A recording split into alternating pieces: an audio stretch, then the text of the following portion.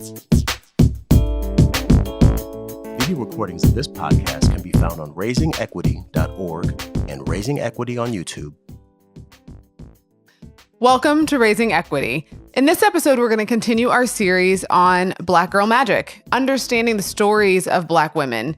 One of the things that frustrates me the most is how monolithic and narrow our portrayal of Black women is. And so from research in social psychology around bias and prejudice, one of the ways that we can unpack that is by understanding, individuating, and having the stories of people who are in that people group.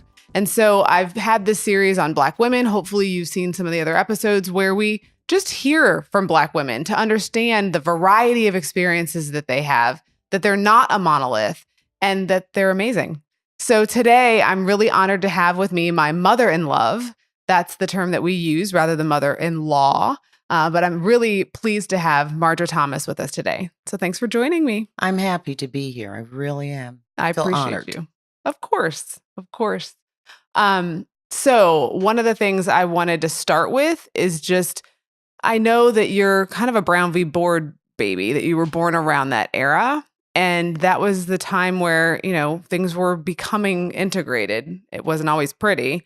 And I'm curious how you came to understand yourself as a Black woman, right? Like, I feel like I'm coming of age in a different time where unfortunately racism still exists, but it's a different space. So how did you come to understand yourself as a Black woman? You mentioned the laws changing.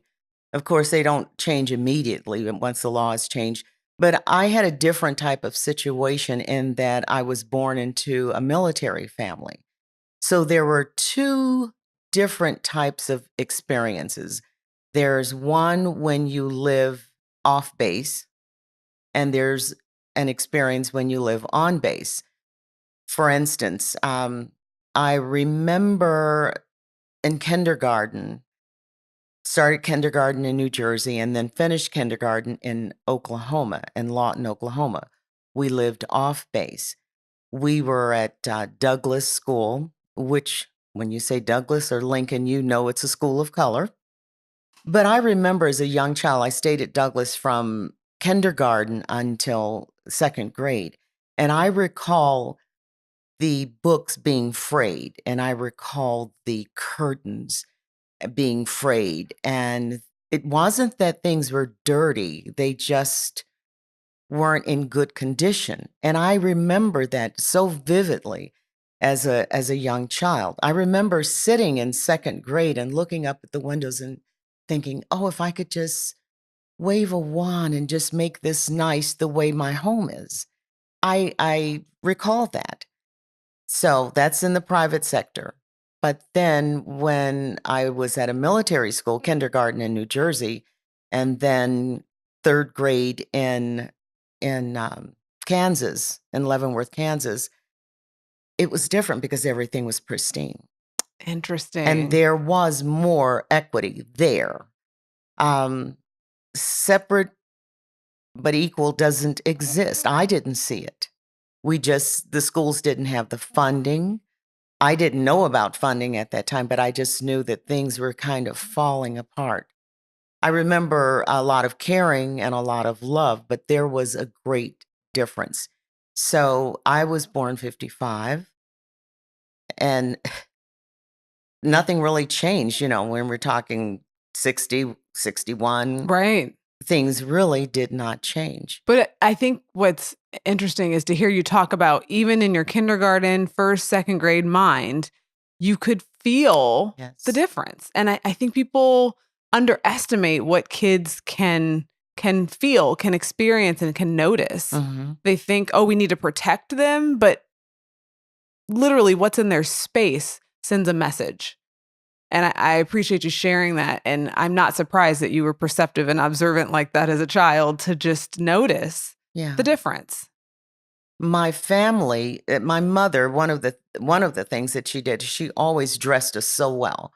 We were always like her little ducklings. Sometimes we were dressed alike, but we were some of the best dressed children, and she took great pride in dressing us and having us to read and to observe things and to tour and know about history and what have you.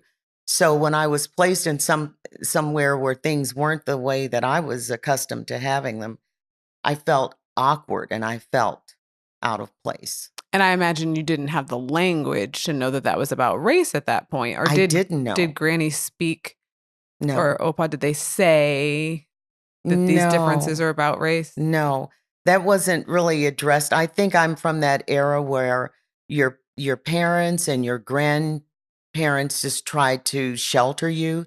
They tried to make your space a loving space and didn't want to discuss. Who wants to discuss with your child? No one wants you here.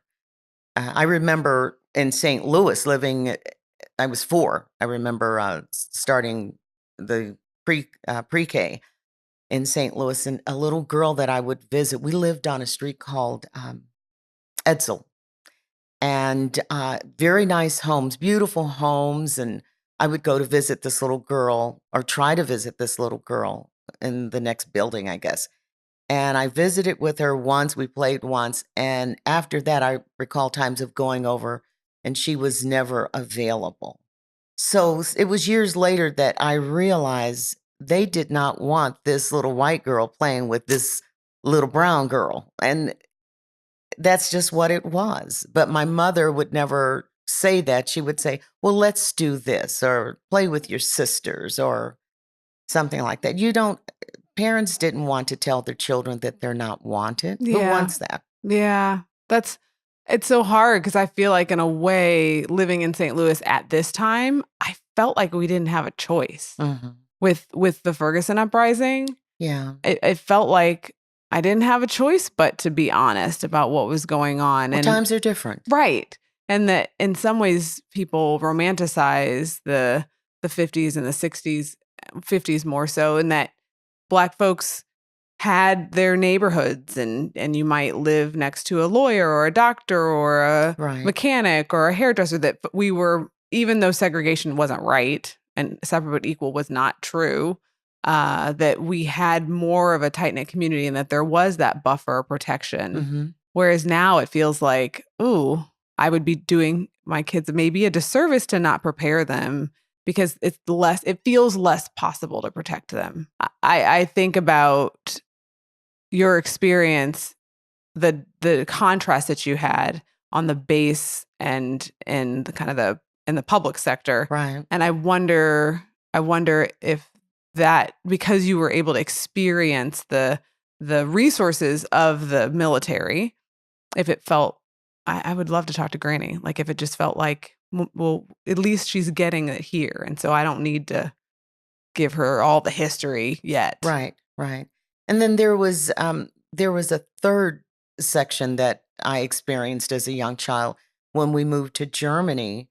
My father and mother were very close with people that were Germans, and so we were out in the town a lot and visiting friends. And what I noticed there is that the Germans, seemed to treat us almost as if we were exotic, honoring us. Really? Yeah. And, just like they didn't know what we were exactly, but it's like, you're different. And we Right. didn't have, like, we don't have people like this in Bavaria, Right. and that was different as well. It's like, wow, okay. You're special in a way. So it's a lot of different experiences growing up. Right. Huh. So when you had those experiences abroad, did it feel objectifying at all? Or was it more, it's clear we're special and getting attention? 'cause It you were a was kid? special attention. Yeah. That's the way I felt about it. Yeah. And they were friends. So Right. it was always good vibes, Yeah. good vibes and beer. Right. German beer. Good Uh-huh. German beer. Yeah. Huh. Even for the kids. Really? Yeah. I guess that's the case in Europe. Yeah. Yeah. They're less strict about all of that. Right. Yeah. So when do you feel like you came to see yourself as a Black woman in terms of your identity, and really think about what that meant? Was it always there, but just not something that was talked about? Or was there a moment or I experience? think it was always there. I remember, going from the school in Lawton, Oklahoma to Kansas. That was the next place. I remember being the only child of color in the class. I look at those pictures now and I'm like, oh my Lord, what did I go through? And there's a part of you that you feel a little alone, because you're different. Mm-hmm. There is that, but there's still that Army base feel of the way the Army sets up things is by rank.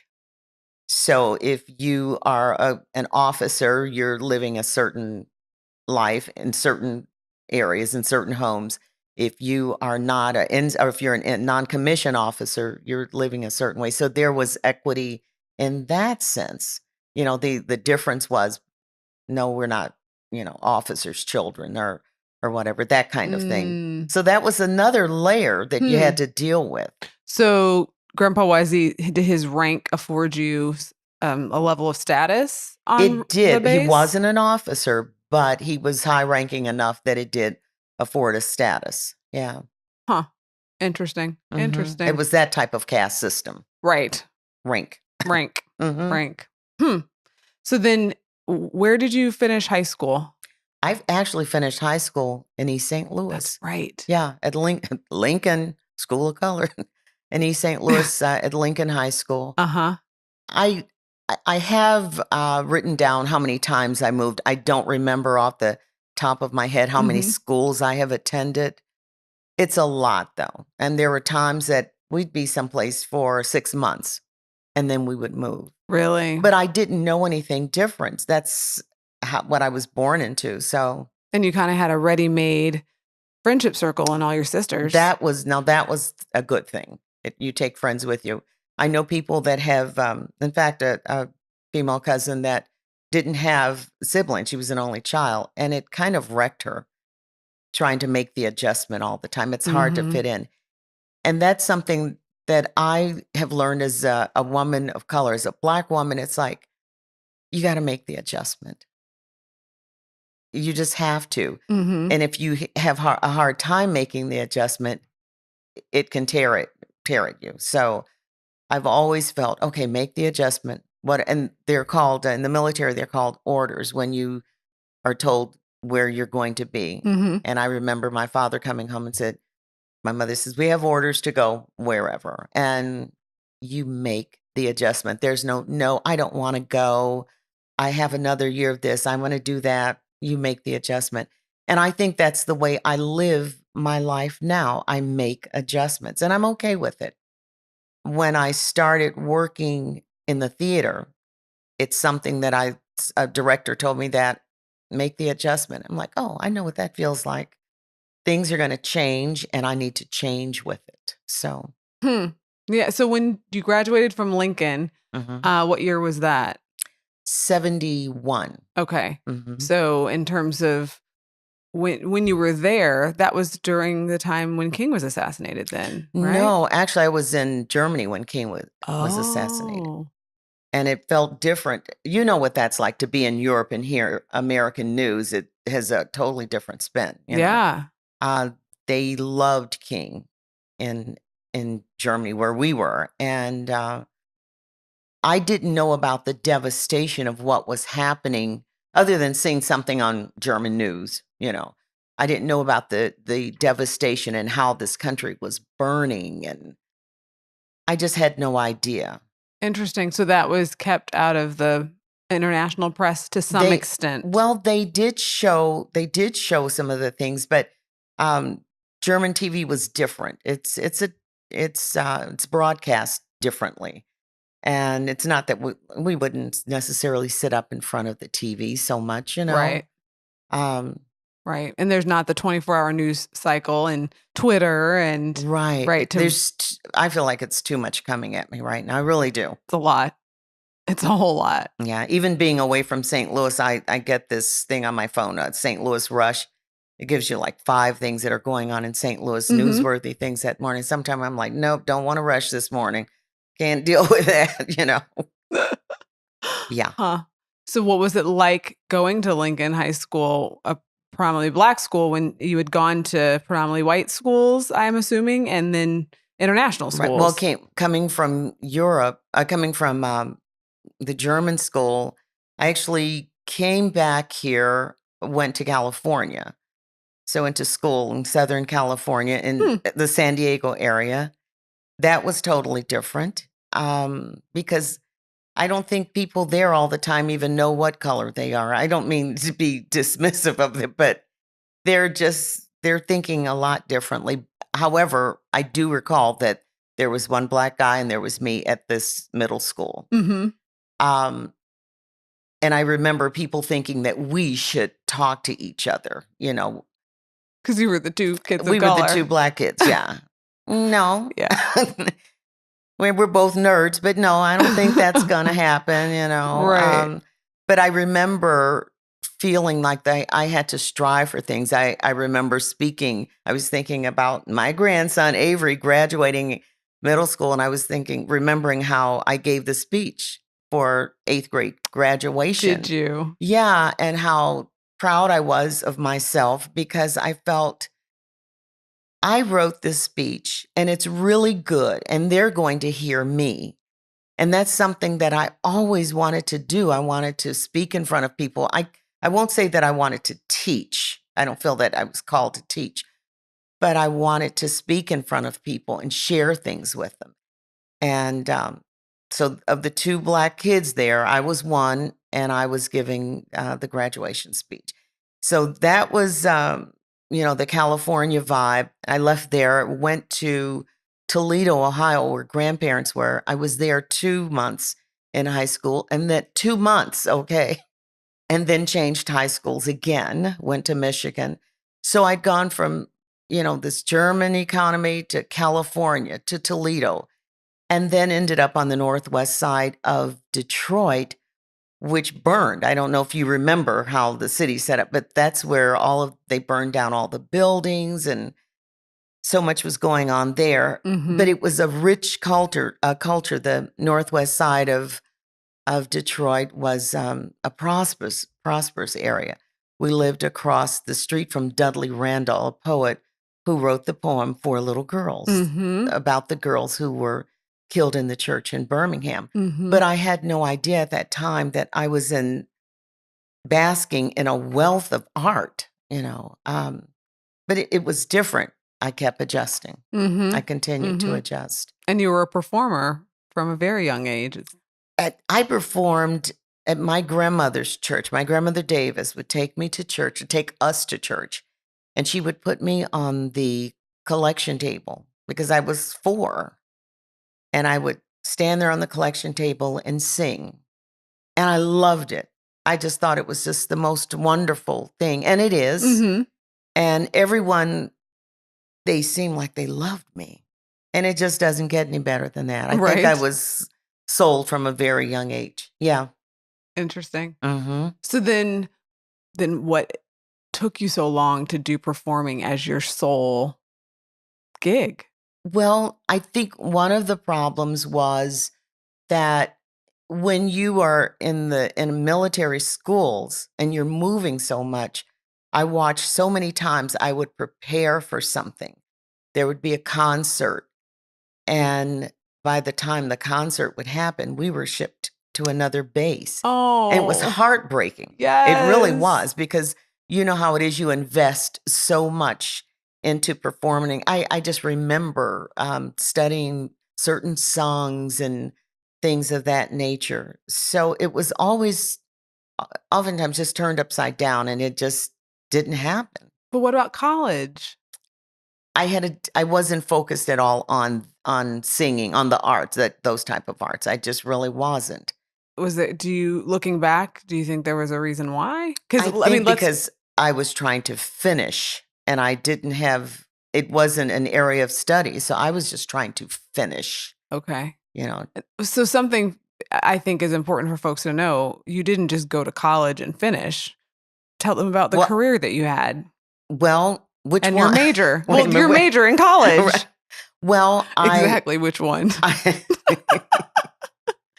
I went to mortuary college, And That's so fascinating to me. Is it Like, really? yes. Like, who goes to mortuary? A lot of people, Well, believe it or not. clearly, because we have them. But Yeah. like, I've always been fascinated. Why that? I was in high school at Cass High School in Detroit.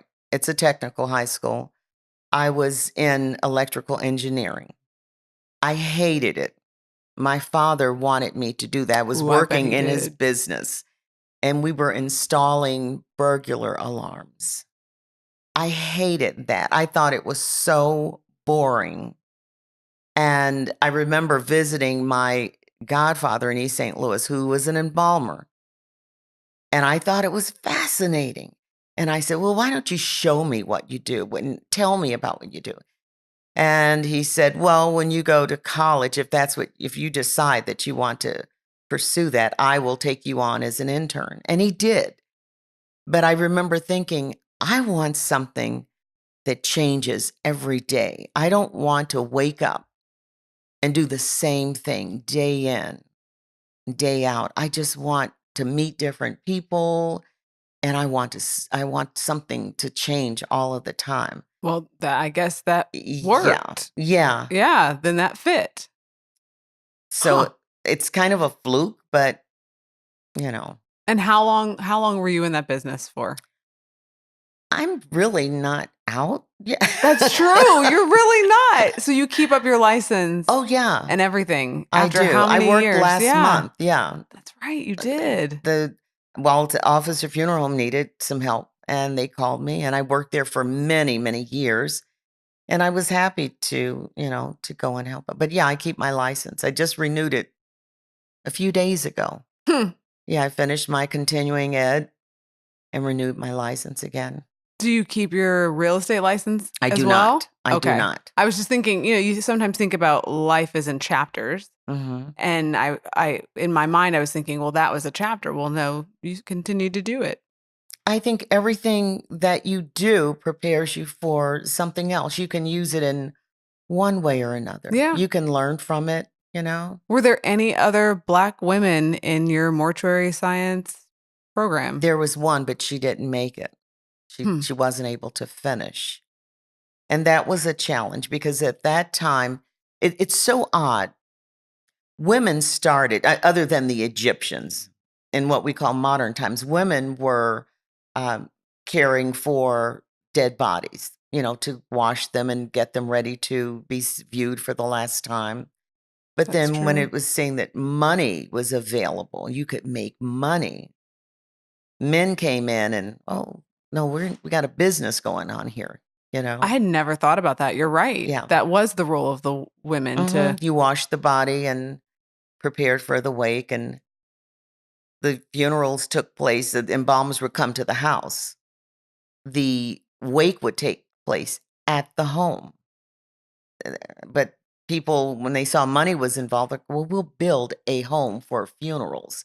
And it's just like dying, like hospice. When people are ill, they want to be at home and die now. Well, that's how it used to be all the time.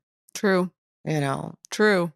But I never thought about just, the history and the legacy of women in that position. Yeah. And yet you're right. When I see people who have funeral homes, or when you look at the ads or whatever, it's usually Mhm. men.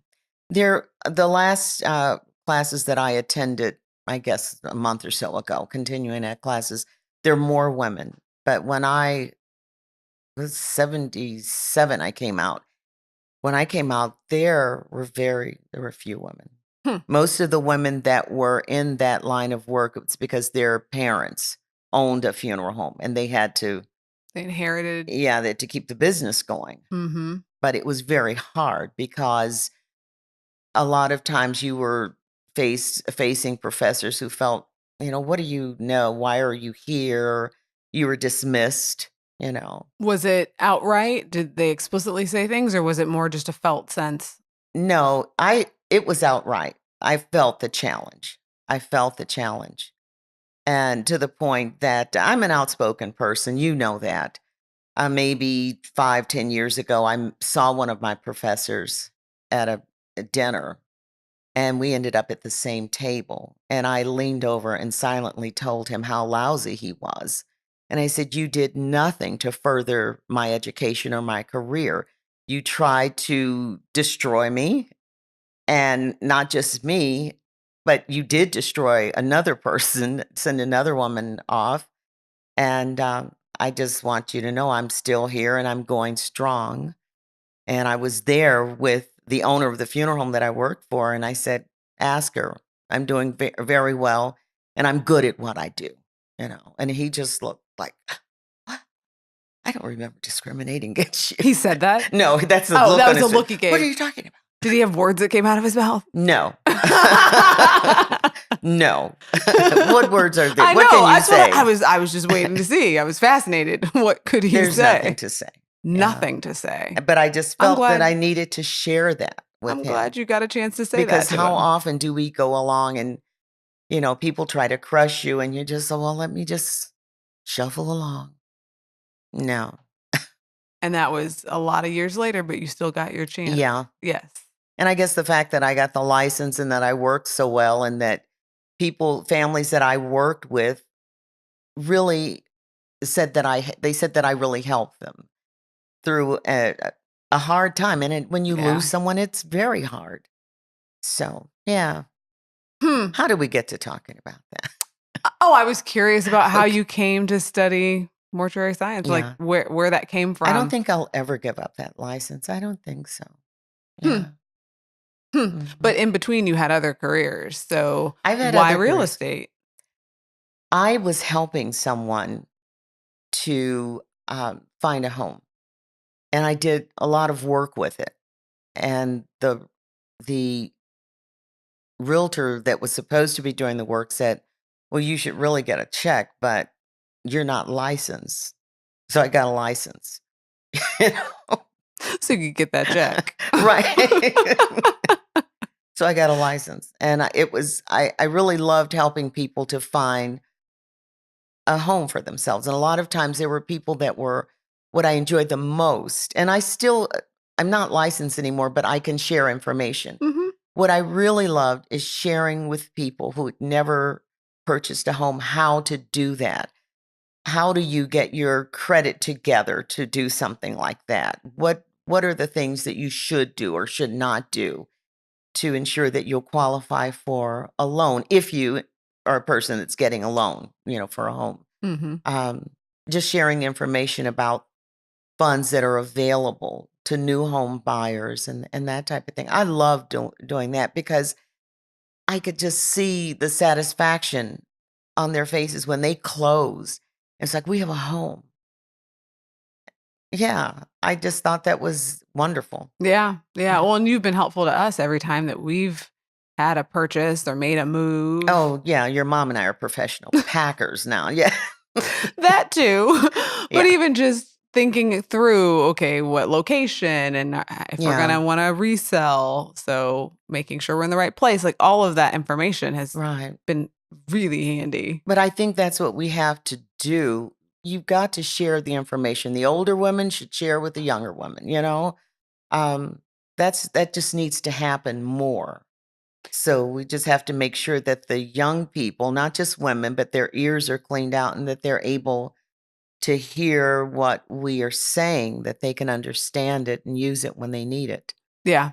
Yeah, I know that's real. I feel like in the Black community in particular, I feel like there's always a reverence for our elders, but maybe, I don't know how to explain it. It feels like there's, maybe it's because my life is so busy. There's less time for that transfer of knowledge. Mhm. Like I think about when I was young, every Sunday we'd be at grandma's house, my mom's mom and dad's Right. house, and have dinner. And there were times where I'm like, do we have to go to grandma and papa's? Right. But like that was the tradition. That's what we did. And Mhm. I think about like how much time that probably gave my mom and her mom or just with her parents to I'm sure. just share. Because you can't always make that happen and compress it in a text or a phone call.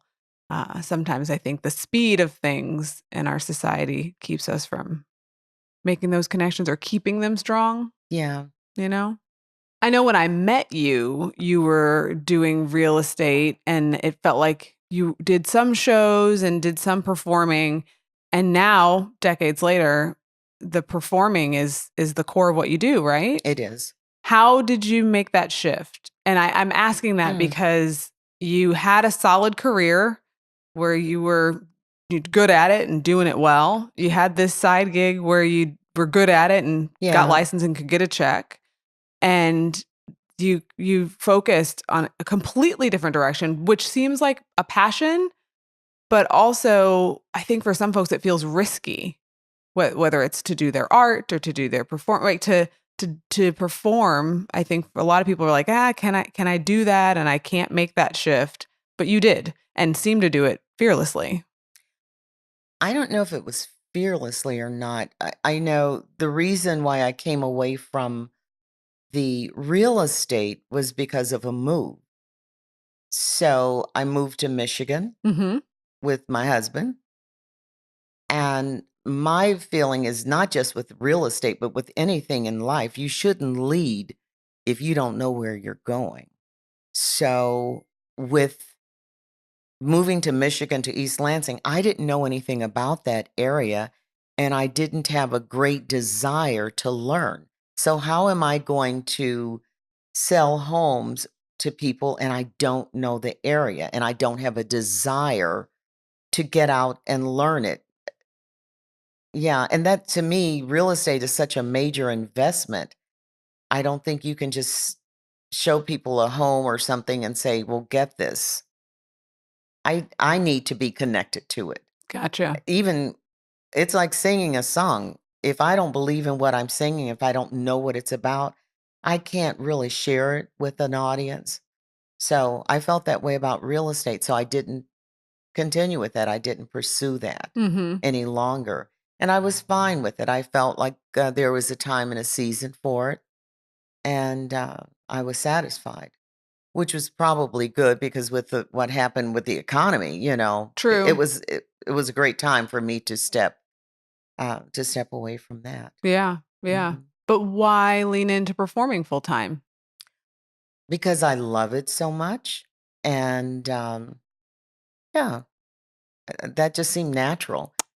It seemed like I'm a just going to push because What? it just seems natural. But it takes work to get your equity card, to have multiple albums. Like, I guess I'm just saying it.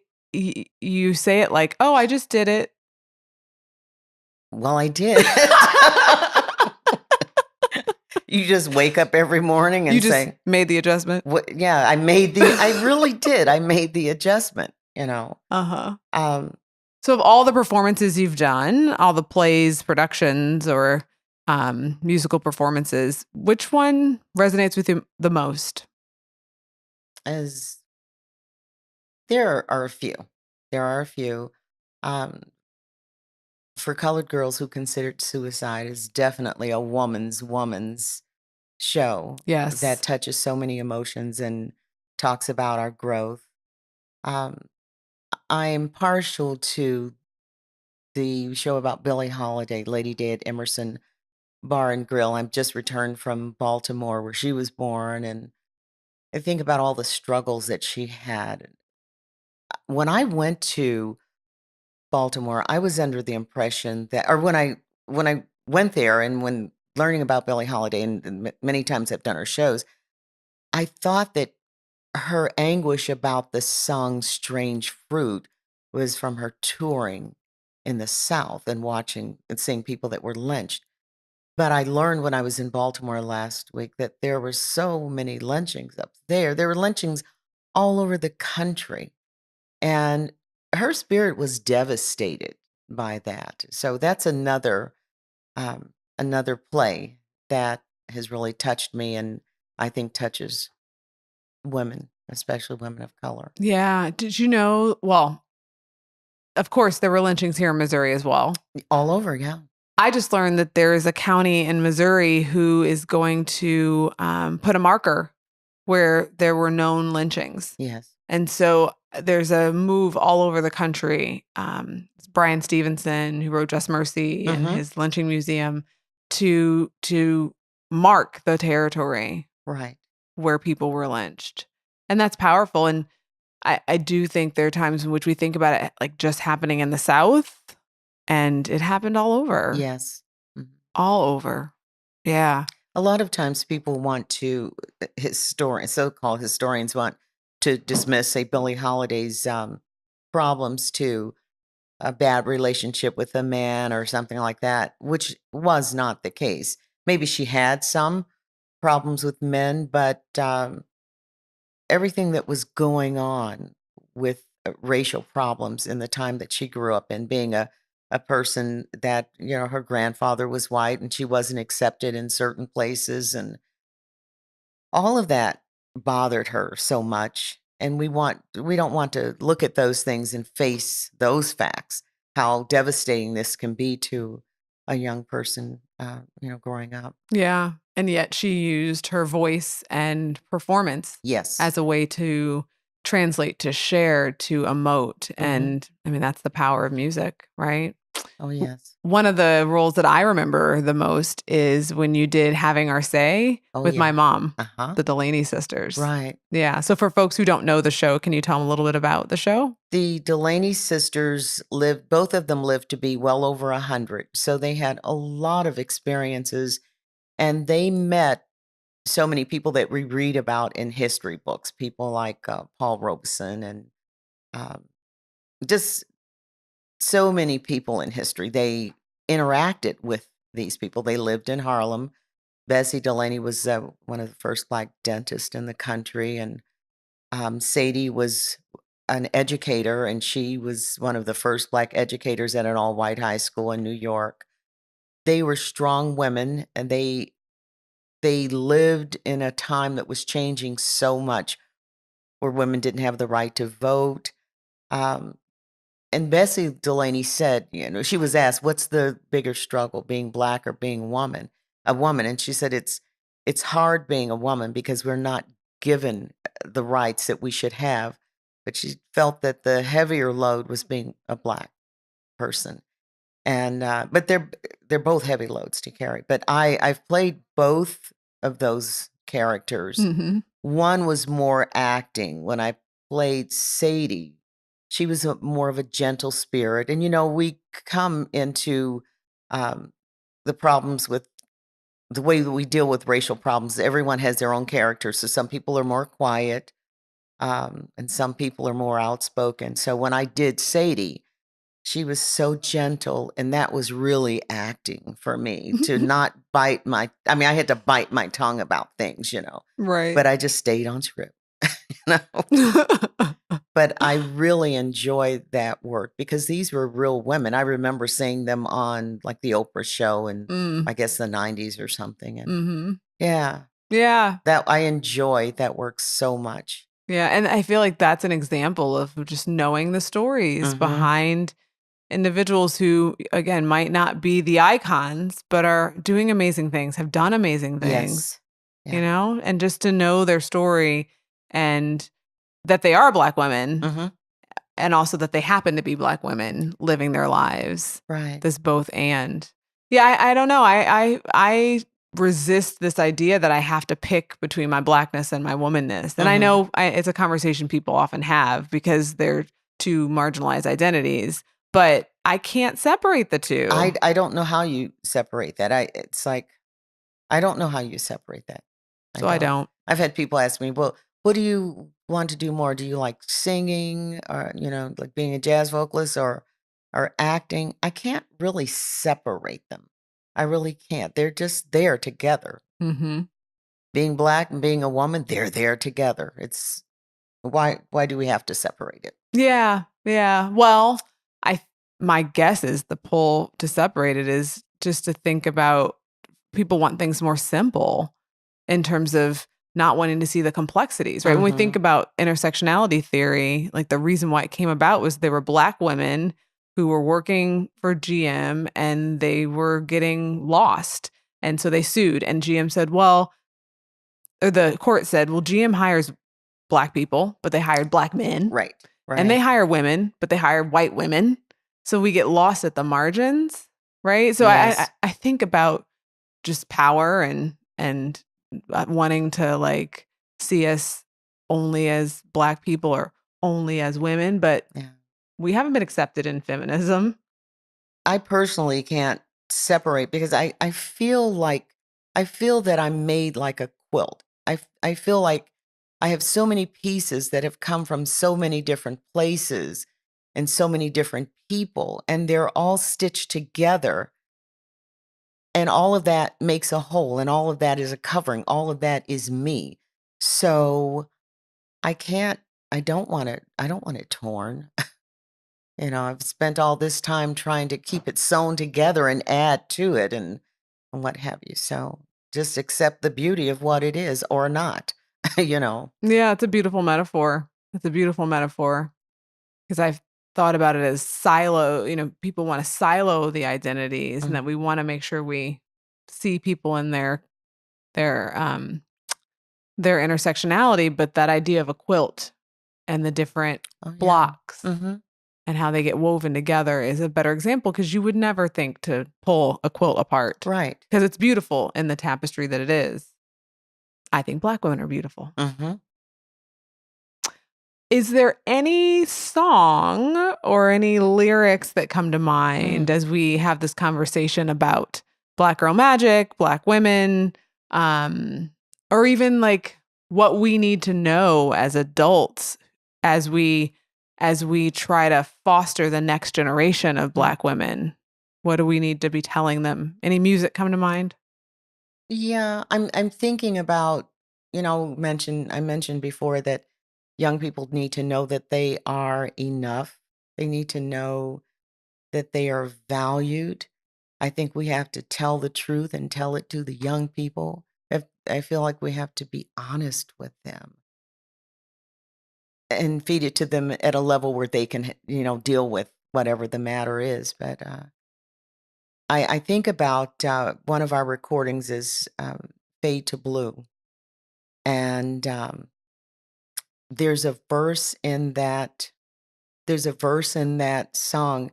My father always thought that I wrote the verse for him because of him.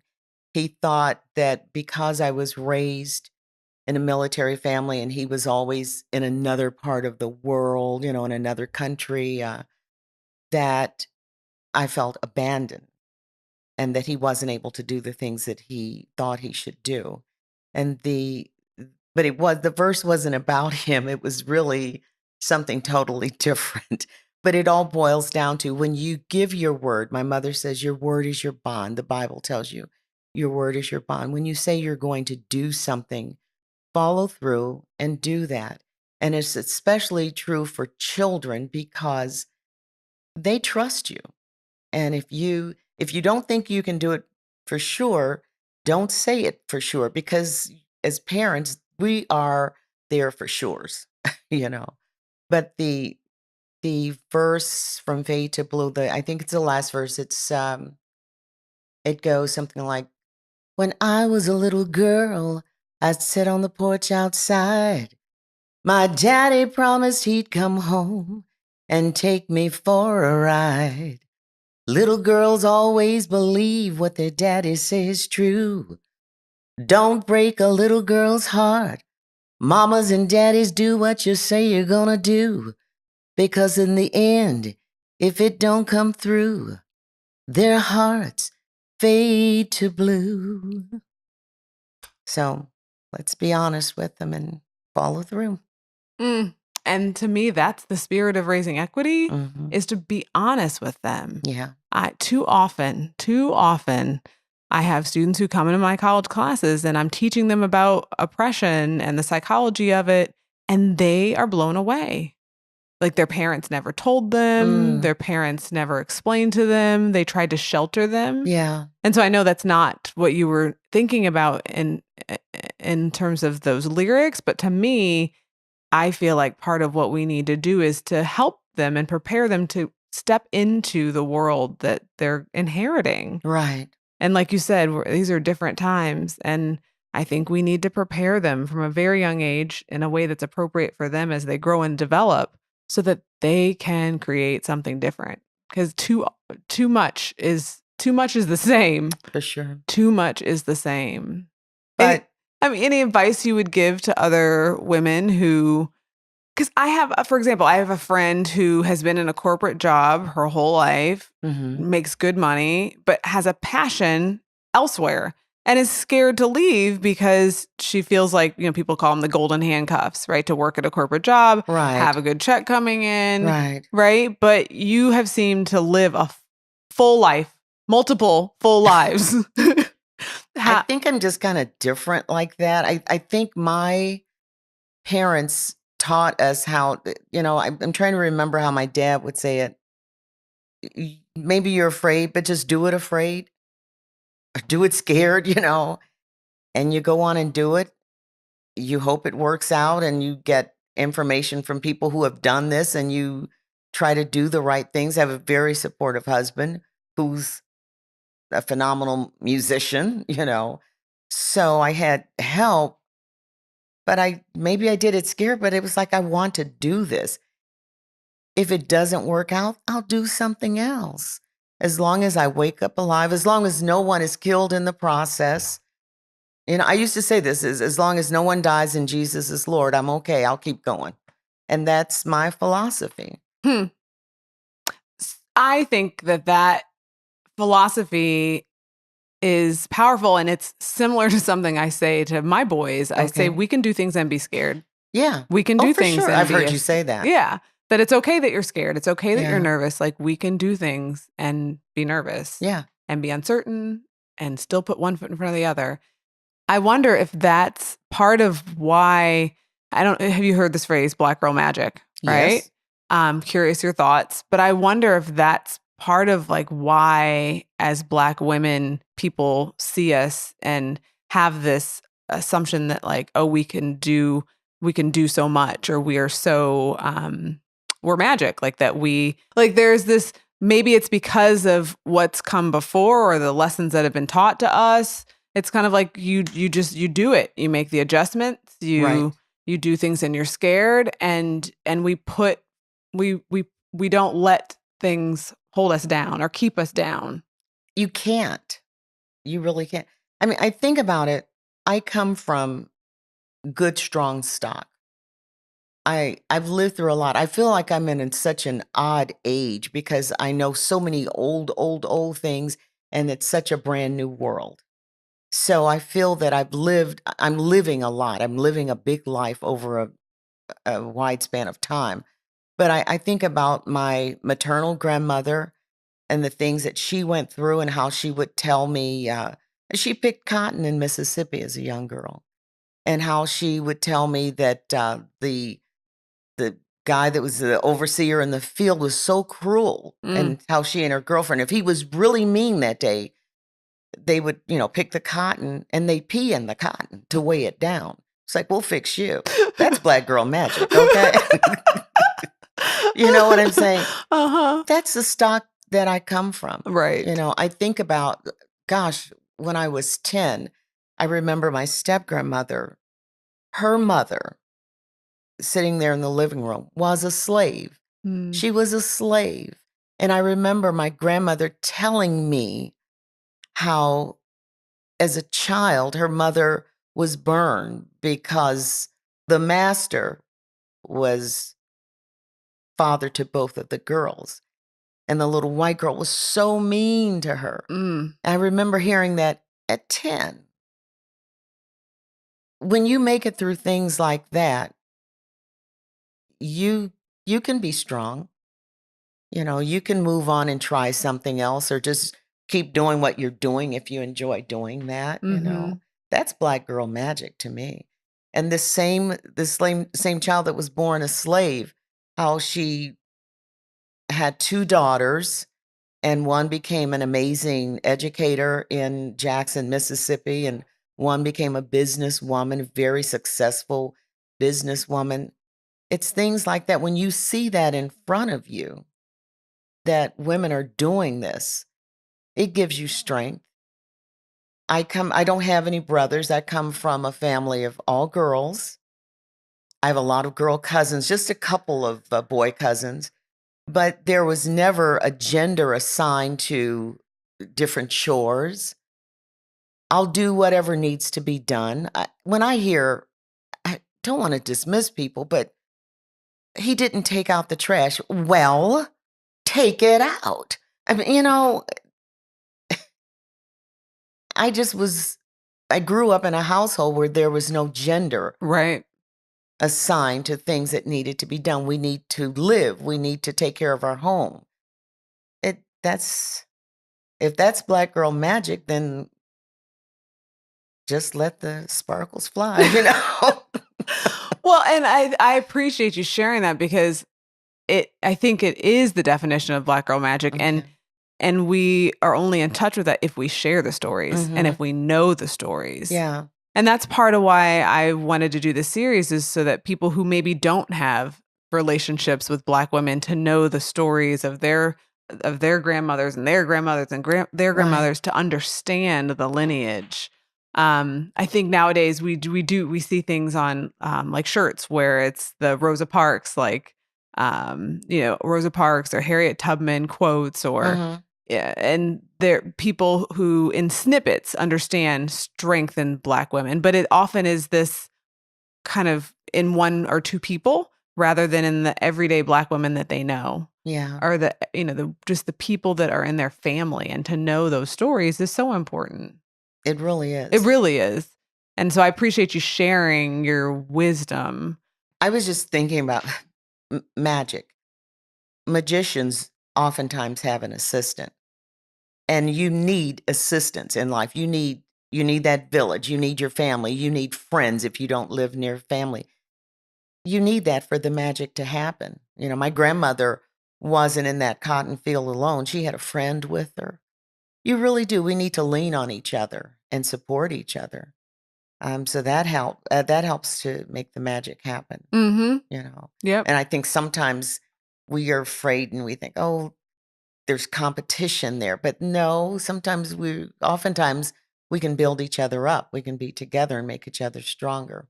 I agree. And I would have a hunch I know how you'll respond, but I feel like we often in our society assume that women together are going to be petty and are going to argue. And we assume that black women are going to be catty or petty. And that's not been my experience. It's an assumption. It is. Truly assumption. And I feel like it's one that women often perpetuate as well. They assume it of each other. And that has not been my experience. I mean, I've run into some catty and petty people. Right. They haven't all been women. This is true. This is true. But have you experienced the collective building up more than the pettiness? I think, yes, more than. I think that what I want to always do is check the character of a person. And then I can align myself with that person. But like I said, I come from a woman's world. And yeah, there are problems between women, but overall, I think that we're supportive of each other. I really believe that. I know that. I feel supported. And I think it has to go generational to daughters, granddaughters, daughter-in-laws, whatever, daughter-in-laws in your case. I mean, I hear what you're saying, but I think it's more people support. I feel more supported than I feel torn down. Yeah. Yeah. It's interesting. Again, as I'm listening to you, it seems to be, so correct me if I'm wrong, that in your upbringing, you just were a black woman. It wasn't like it was said to you, you have to run twice as fast, jump twice as high. You just were who you were in the world and were given the support that you needed to navigate. I remember my father saying, whatever you're going to do, you just need to do it well. That's something I recall him saying. Whatever the choice is, just do it well. You need to commit to it and do it well. So that's basically what I would hear, And if you had to give any advice to other young black women or older black women who are just navigating life, if we think about whether it's Sandra Bland or some of the other ways in which black women have been targeted by state violence, I know that some women just get you can get paralyzed by the fear, and you can get paralyzed by the trauma. What advice would you give them to navigate in a more in a way that's more in touch with our Black girl magic, that's more in touch with our inherent Yeah. worth. I think it's important to wake up as a young girl, wake up knowing that you are enough. And when I say that, I mean, it's like you don't have to do anything to yourself that you don't want to do to make yourself better. You want to grow and you want to be better, but just your essence, your foundation, you're enough. You're loved, you know, just know that. Because sometimes I think young people, not just young girls, I think they don't know that they are enough. And that causes a problem. Yeah, it can cause a lot of problems. That sense of not feeling like you're enough. Mhm. And I can't lie, that's something that I still struggle with and have to remind myself to not get caught up in. And I think some of it is just, Oh, you're more than enough. well, thank you. You really are. Well, thank you. But there's that. That's not the same as extra. Just to be clear. Right. Although I have been told that I am extra Well. and too much, but but I again, trying to be honest with folks around like what's behind what they see. Yeah. There's some days where I have to remind myself that I don't wake up automatically feeling that I have to make sure I get in touch with it, Mm-hmm. and that I have to make sure I do things that foster the feeling and the knowing so that Yeah. it's closer at hand. Of course. Yeah. Yeah. What do you do to keep that at front of mind? I don't know if I say it to myself. Maybe I know it now. Maybe I do. There was a time when I didn't really know it, where I thought I've got to do this and I've got to do it better, faster, and harder. And, I used to think that, but I have to satisfy me at this point. Um, at this point, I feel that maybe it's just in my spirit and it's kind of like a prayer or something, um, that I reaffirm it that way. And I know God loves me. I have family that loves me. And so I'm good. I really am. Yeah. Again, I wanted to share these stories because so often we overfocus on the negative, Hmm. right? We overfocus on the stories of struggle, and we Yeah. don't share the details of our successes, of Right. our daily wins, of our being in touch with our inherent worth. And I feel like that's essential as we, not just as Black women, but as a society, try to dismantle some of the oppression that we have, Yeah. that we know each other, that we understand each other's stories, that we not just see each other in narrow ways. I just thought about something you asked earlier. I think that the reason why I moved forward and made some of the changes that I made, and I'm still making changes. I really am. I wouldn't let anyone tell me that it couldn't be done. No one told me you can't do that. Or if they did, I didn't listen to that because I thought how about I try? You know? So I think what you feed yourself, what you hear is important. And that you don't tell your own self, I can't do it. I can't do it. Just if you want to do it, try it. Go for it. Yeah. Yeah. Well, I've appreciated you sharing, and I it's interesting. We didn't talk tons about music, even though Oh, it's everywhere. Don't you hear it? right? And it's when I talk about you now, or when people ask about my in-laws, Mhm. I share that they're jazz musicians, right? And so if people are listening and want to hear more from you, not just your wisdom, but your beautiful voice, Oh, we know that they can find the album on iTunes, right? Matters of the Heart, you can get the last album on iTunes. anywhere. Any of them, yeah.